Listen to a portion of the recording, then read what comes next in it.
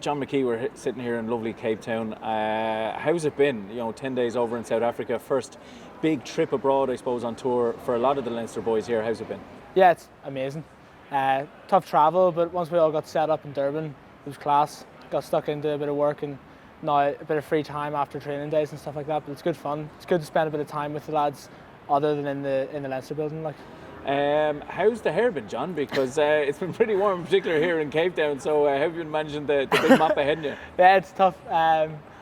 Few spare bobbins from Jack Dunn, but I've been few of the lads have been asking me to shave it, but I'm holding strong for a while. Get the head guard out to keep it out of my eyes.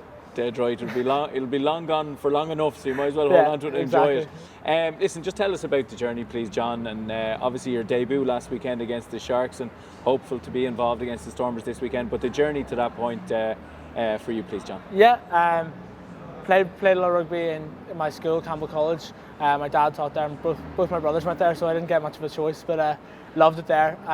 Good rugby school, and loads of great coaches helped me along the way.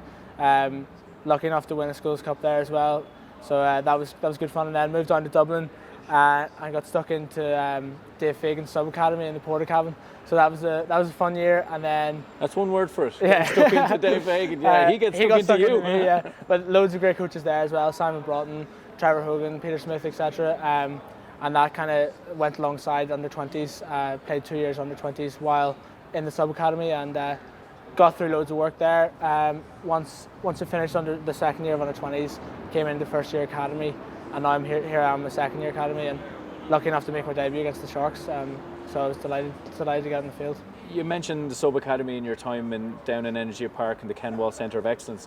Can you give us just a sense of that? Because I suppose there's a lot of mystique around what 𝗪𝗵𝗍𝗃 pulls together down there, and obviously there's other coaches as well, as you mentioned. But I mean, it's tough, isn't it? I mean, it's early mornings. You're all in college as well, so you're trying to balance the books and the studies with also being down Energy Park good and early and getting that training base and that foundation for what hopefully leads to academy contracts. Yeah. I can't give away any Dave's secrets, but no, it was great. You obviously arrive there and we're probably not conditioned well enough, but that gets sorted out through summer, and then we stick in there, and Dave has a good couple of programs that he puts us on. Then we do skills sessions, but the good thing about it is we're in early and out early, so we get a lot of work done while we're in there and cram it in together, and then we're free to go, and we get stuck into the books, or some of us do.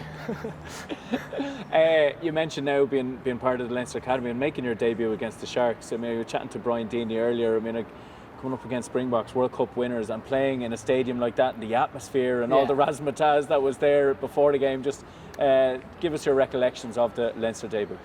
It was amazing, yeah, from start to finish. The atmosphere they had built in that stadium was incredible. Something that I don't think I've ever experienced. Obviously had some big crowds at under 20s games, but that was special. Just arriving, doing a bit of a pitch walk and stuff, trying to take it all in. Obviously getting loads of lovely supportive messages from loads of friends and family, which was lovely, and the theme was to kind of enjoy it, so I was making sure to try and do that as much as possible. And then once I got out in the pitch, just kind of let the system take over and get rolling into kind of our own system. I was lucky enough to have some amazing players on the pitch with me, and they were coaching me around the pitch. Andrew Porter, Rhys Ruddock, Max Deegan, those guys were helping me massively out there.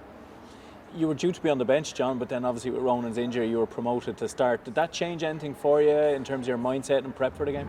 No, really.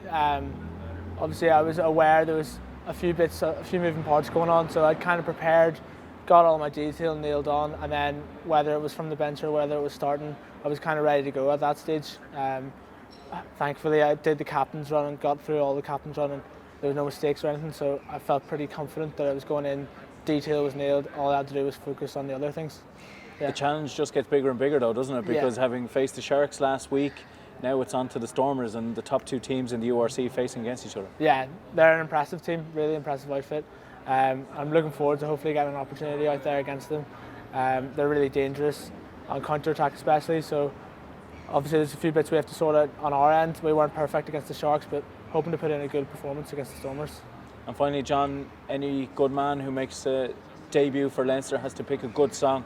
What was the song, and have you performed it yet? I have, yeah. I actually just did it there on the bus back once we finished training for the day. James Blunt, You're Beautiful. So I don't think I was doing it any credit, but I got it done out of the way now. Any bars for us here now? No. It's a special occasion. Well, John, thanks a million for your time and go well this weekend. Thanks, Marcus. Cheers.